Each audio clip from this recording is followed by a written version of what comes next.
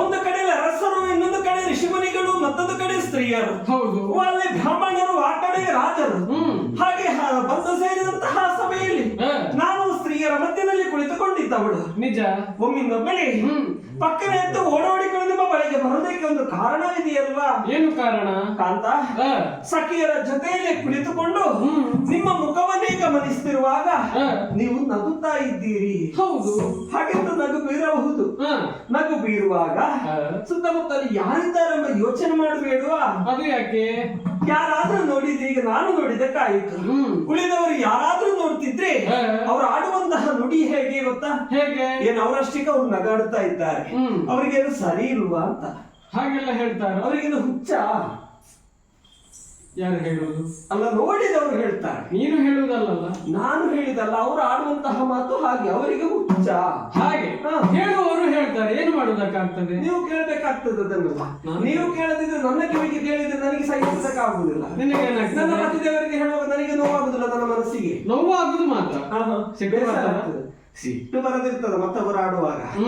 ಸ್ವಾಮಿ, ಏನು ಹಾಗಾಗಿ ನಿಮ್ಮನ್ನು ಪ್ರಶ್ನಿಸಬೇಕಾಗ್ತದೆ. ಏನು ಪ್ರಶ್ನೆ? ಯಾವತ್ತಿನ ಇರುವಂತಹ ನಗು ಅಲ್ಲ ಈ ನಗು, ಅನುಮಾನವನ್ನು ತಂದಿದೆ. ಏನು ಅನುಮಾನ? ಅವನಾರಿಯ ಮೇಲೆ ಮನವಾಯಿತು ಕಾಂತ, ಈ ರೀತಿ ನಗಲೇಕೆ ಮೇಳನೆಗೆ? ಈ ವಿಷಯ ನೀವು ನನ್ನಲ್ಲಿ ಹೇಳಿದ್ರೆ ಇನ್ನೋರ್ವಳಿಗೆ ಹೇಳುವವಳು ನಾನಲ್ಲ. ಹಾಗೆಂತ ನೀವು ನಗುತ್ತಿರುವಂತಹ ವಿಚಾರ ಯಾವ ತರುಣಿಯ ಮೇಲೆ ಮನಸ್ಸಾಗಿ ಯೋಚನೆಯನ್ನು ಮಾಡಿಕೊಂಡು ನೀವು ನಗುತ್ತಾ ಇದ್ದೀರಿ ಹೇಳುವಿರಾ? ಓ ತರುಣಿ, ತರುಣಿ ಕೇಳಲೆ ನಮ್ಮ ನಗರ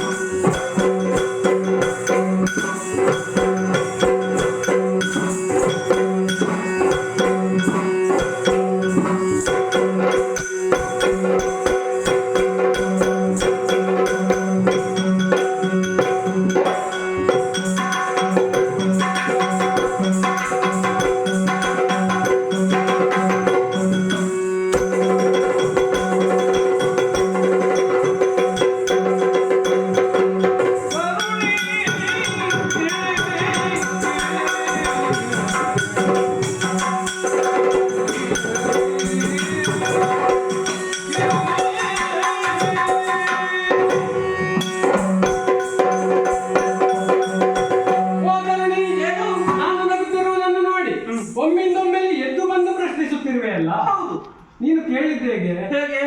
ಆವನಾರಿಯ ಮೇಲೆ ಮನವಾಯಿತು ನಿಮಗೆ. ನಾನು ಕೇಳಿದ್ದೇನೆ, ತಪ್ಪಿದೆಯಾ? ತಪ್ಪಿಲ್ಲ. ಮತ್ತೆ ಕೇಳುವುದನ್ನೇ ಕೇಳಬೇಕು ನೀನು. ಮತ್ತೆ ಯಾವ್ದನ್ನು ಕೇಳಿ ಇದನ್ನೇ ಕೇಳಬೇಕಷ್ಟೇ, ಬೇರೆ ಯಾವ್ದನ್ನು ಕೇಳುವುದಕ್ಕಿಲ್ಲ ನನಗೆ. ನೀನು ಸ್ವಲ್ಪ ಆಲೋಚನೆ ಮಾಡಂತೆ. ಹೇಗೆ? ನೀವು 8 ಮಂದಿ ಮಡದಿಯರಿರುವಾಗ ನನಗೆ ಬೇರೆಯವರ ಮೇಲೆ ಮನಸ್ಸಾಗುವುದಕ್ಕೆ ಉಂಟಾ? ಅಲ್ಲ, 8ರ ಜೊತೆಲಿ ಒಂದು ಸೇರಿದ್ರೆ ಹೆಚ್ಚಿಗೆ ಆಗ್ತದಾ? ನೀವು ಬರ್ಲಿಕ್ಕೆ ಬಿಡ್ತೀರಾ? ಬಂದ್ರೆ ಒದ್ದೋಡಿಸ್ತೇವೆ ನಾವು. ಹಾಗೆ ನನ್ನ ನಗುವಿನ ವಿಚಾರ ಬೇರೆನೇ ಇದೆ. ಏನದು? ನಮ್ಮ ನಗರದ ಹೊರಗೆ ಪರಿಶೋಭಿಸುತ್ತಿರುವ ನಂದನದ ಒಳಗೆ ಅಲ್ಲಿ ಏನಾಯ್ತು ಈಗ? ಒಬ್ಬ ಯತಿವೇಷವನ್ನು ಮಾಡಿದ್ದಾನೆ. ಈ ಮಳೆಗೆ? ಹೌದು, ಮಳೆ ಬರ್ತಾ ಉಂಟು, ಗಾಳಿ ಬರ್ತಾ ಉಂಟು, ಗುಡುಗು ಚಳಿ ಆಗ್ತಾ ಉಂಟು. ಇದು ಯಾವುದನ್ನೇ ಲೆಕ್ಕಿಸದೆ ಒಂದು ಕಟ್ಟೆಯಲ್ಲಿ ಕುಳಿತಿದ್ದಾನೆ. ಕಟ್ಟೆ? ಹೌದು. ಈಗ ಕಟ್ಟೆ ಅಂತ ಹೇಳಿದ ಬಳಿಕ ಈಗ ಯಾವ ಕಟ್ಟೆ? ಅಲ್ಲಿ ಕೆಲವು ಕಟ್ಟೆ ಉಂಟು ಅಲ್ಲಿ. ನಿನ್ನದ ಆಲೋಚನೆ ಹೇಗೆ? ಅಲ್ಲ, ಅಲ್ಲಿ ಮಾವಿನ ಕಟ್ಟೆ, ನೆಲ್ಲಿಕಟ್ಟೆ, ಹಲಸಿನ ಮರ ಕಟ್ಟೆ, ಹಾಗೆ ಬೀಜದ ಕಟ್ಟೆ, ಮತ್ತೆ ನೇರಳ ಕಟ್ಟೆ ಇದೆಲ್ಲ ಉಂಟಲ್ಲ, ಅರಳಿ ಕಟ್ಟೆ. ಇದೆಲ್ಲ ನಿಮಗೆ ಉಪಯೋಗ ಆಗ್ತದ? ಯಾಕೆ? ಅಲ್ಲ ಕಟ್ಟೆ, ಆ ಮರದ ಕಟ್ಟೆ ಇದೆ, ನೇರಳ ಮರ ಕಟ್ಟೆ ಇದೆ, ಬೀಜದ ಮರದ ಕಟ್ಟೆ ಇದೆ, ಹಲಸಿನ ಮರದ ಕಟ್ಟೆ ಇದೆ, ಮಾವಿನ ಮರದ ಕಟ್ಟೆ ಇದೆ, ಅರಳಿ ಮರದ ಕಟ್ಟೆ ಇದೆ. ಇದು ಯಾವ ಕಟ್ಟೆ? ಇದು ಯಾವ ಕಟ್ಟೆ? ಅರಳಿ ಕಟ್ಟೆ. ಅರಳಿ ಕಟ್ಟೆನಾ? ಹೌದು. ಓ, ಹಾಗಿದ್ರೆ ಇದು ಮಾವಿನ ಕಟ್ಟೆ ಅಲ್ಲ. ಅಲ್ಲ, ಮಾವಿನ ಮರದ ಕಟ್ಟೆಯೇ ಅಲ್ಲ. ಅಲ್ವೇ ಅಲ್ಲ. ಅರಳಿ ಕಟ್ಟೆಯಲ್ಲಿ ಕುಳಿತಿದ್ದಾನೆ. ಈ ವೇಷವನ್ನು ಮಾಡಿಸಿದವರು ಯಾರು ಗೊತ್ತಾ? ಯಾರು? ನಾನೇ. ಹೌದು, ನಾನೇ. ಈಗ ಅವನಿಗೆ ವೇಷ ಮಾಡೋದಕ್ಕೆ ಬರೋದಿಲ್ಲ, ದಾರಿಯಲ್ಲಿ ಹೋಗುವ ಬಂದು ಕುಳಿತುಕೊಂಡವನು. ಪ್ರೇರಣೆ ಕೊಟ್ಟವನು ನಾನು. ಪ್ರೇರಣೆ ಕೊಟ್ಟವನು? ಹೌದು. ಹಾಗಿದ್ರೆ ಇದೇನು ಯಾರು ಬಂದವ? ಯಾರು ಆತ? ಯಾರು ಗೊತ್ತಾ? ದಾರಿಯಲ್ಲಿ ಹೋಗುವ, ದಾರಿಯಲ್ಲಿ ಹೋಗುವ ಭಿಕ್ಷುಕ? ಯಾರು ಅಲ್ಲ, ಮತ್ತೆ ನನ್ನ ಭಾವ ಅರ್ಜುನ. ನಿಮ್ಮ ಭಾವ? ಹೌದು, ನನ್ನ ಭಾವ. ಈಗ ನಿಮ್ಮ ಭಾವ ಅರ್ಜುನ ಈ ರೀತಿಯಾಗಿ ವೇಷವನ್ನು ಮಾಡೋದಕ್ಕೆ ಹೇಳಿಕೊಟ್ಟವರು ನೀವು. ನಾನು. ಹಾಗಿದ್ರೆ ಇದು ನಿಮ್ಮ ನಾಟಕವಾ? ನಾಟಕ. ನಾಟಕದ ಹೆಸರು ಹೇಗೆ ಸ್ವಾಮಿ? ಭಾವ. ಭಾವ ಭಾವ ಅಷ್ಟೇ. ನಾನು ಭಾವ, ನನಗೆ ಯಾವ ಭಾವ? ಹಾಗಿದ್ರೆ ನೀವು ನಾಳೆಯಿಂದ ಹೇಳಿಕೊಂಡು ಹೋದ್ರೆ ಇತ್ತು, ಭಾವ ಬಂದವರು ಭಾವ ಬಂದವರು ಊರಿಗೆ ಹೇಳಿಕೊಂಡು ಹೋದ್ರೆ ಇತ್ತು. ಬೇಡ ಬೇಡ, ನಾನು ಹೇಳುವುದಿಲ್ಲ. ಇದು ಯಾಕೆ ಮಾಡಿದೆ ಗೊತ್ತಾ? ಯಾಕೆ? ಒಂದು ಒಳ್ಳೆ ಕಾರ್ಯಕ್ಕಾಗಿ ಮಾಡಿದ್ದೇನೆ. ಒಳ್ಳೆ ಕಾರ್ಯಕ್ಕೆ? ಹೌದು. ಈ ವೇಷದಿಂದ ಒಂದು ಮೋಸ ಆಗುವುದಕ್ಕೆ ಉಂಟು. ಈಗ ಯಾರಿಗೆ, ಯಾವಾಗ, ಎಲ್ಲಿ, ಎಷ್ಟು ಹೊತ್ತಿಗೆ, ಹೇಗೆ, ಇವತ್ತ, ನಾಳೆಯ, ಯಾವತ್ತು? ನಿಲ್ಲು ನಿಲ್ಲು ನಿಲ್ಲು. ಅವಸರ ಉಂಟಾ? ಇಲ್ಲ. ಎಲ್ಲಿಗಾದ್ರೂ ಹೋಗ್ಲಿಕ್ಕೆ ಉಂಟಾ? ಇಲ್ಲ. ಹೋಗ್ಲಿಕ್ಕಿದ್ರು ಹೋಗಿ ಬಾ, ಮತ್ತೆ ಹೇಳ್ತೇನೆ. ಹೋಗ್ಲಿಕ್ಕಿದ್ರೆ ನಿಮ್ಮ ಜೊತೆಯಲ್ಲೇ ಕರ್ಕೊಂಡು ಹೋಗುದು, ನಾನು ಒಬ್ಬಳಾಗಿ ಹೋಗ್ಲಿಕ್ಕೆ ಇಲ್ಲ. ಎಲ್ಲಿಗೆ ಹೋಗ್ತಿದ್ರೆ ನನ್ನ ಮಾತನ್ನು ಕೇಳ್ತೀಯ? ಈಗ ಕೇಳ್ಬೇಕಾದ್ರೆ ನೀವು ಹೇಳ್ಬೇಕು. ಸ್ವಲ್ಪ ಸುಮ್ಮನಿರು, ಹೇಳ್ತೇನೆ ಎಲ್ಲ ವಿಚಾರ. ಹ್ಞೂ ಹ್ಞೂ ಅಂತ ಹೇಳಿದ್ರೆ ಸಾಕ? ಅಲ್ಲ, ಕೇಳು, ಮತ್ತೆ ನಿಮ್ಗೆ ಏನಾಗ್ತದೆ ಅದು ಹೇಳು. ನೋಡು, ವೇಷ ಮಾಡುವವರೆಲ್ಲ ಮೋಸಗಾರರಲ್ಲ. ಈ ವೇಷದಿಂದ ಒಂದು ಕಲ್ಯಾಣವಾಗುವುದಕ್ಕೆ ಉಂಟು. ಹಾಗಿದ್ರೆ ವೇಷ ಮಾಡಿಸುವ ಮೋಸಗಾರನ ನೋಡುವವರಿಗೆ ಹಾಗೆ ಈ ವೇಷದಿಂದ ಒಂದು ಕಲ್ಯಾಣವಾಗುವುದಕ್ಕೆ ಉಂಟು. ನನ್ನಣ್ಣನಾದಂತಹ ಬಲಭದ್ರ ಸ್ವಾಮಿಯು ನನ್ನ ತಂಗಿಯಾದಂತಹ ಸುಭದ್ರೆಯನ್ನು ಅವನ ಪಟ್ಟದ ಶಿಷ್ಯನಾದಂತಹ ಕೌರವನಿಗೆ ಕೊಟ್ಟು ಮದುವೆ ಮಾಡುವುದೆಂದು ತೀರ್ಮಾನಿಸಿದ್ದಾನೆ. ಓ, ನಿರ್ಧಾರ ಕೈಗೊಂಡಾಯ್ತು. ಈಗ ನಿರ್ಧಾರ ಕೈಗೊಂಡಿದ್ದಾನೆ. ಆದ್ರೆ ನನ್ನ ತಂಗಿಗೆ ಮದುವೆ ಆಗ್ಲಿಕ್ಕೆ ಇಷ್ಟ ಇಲ್ಲ. ನಿಮಗೆ ಮನಸ್ಸುಂಟಾ? ನನಗೂ ಮನಸ್ಸಿಲ್ಲ.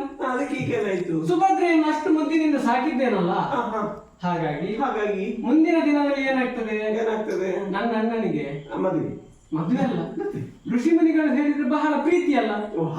ಹಾಗೆ ಈಗ ಏನಾಗ್ತದೆ, ನನ್ನ ತಂಗಿಯನ್ನು ಋಷಿ ಮುನಿಗಳ ಪಾದ ಸೇವೆಗೆಂದು ಕಳುಹಿಸಿ ಕೊಡುತ್ತಾನೆ.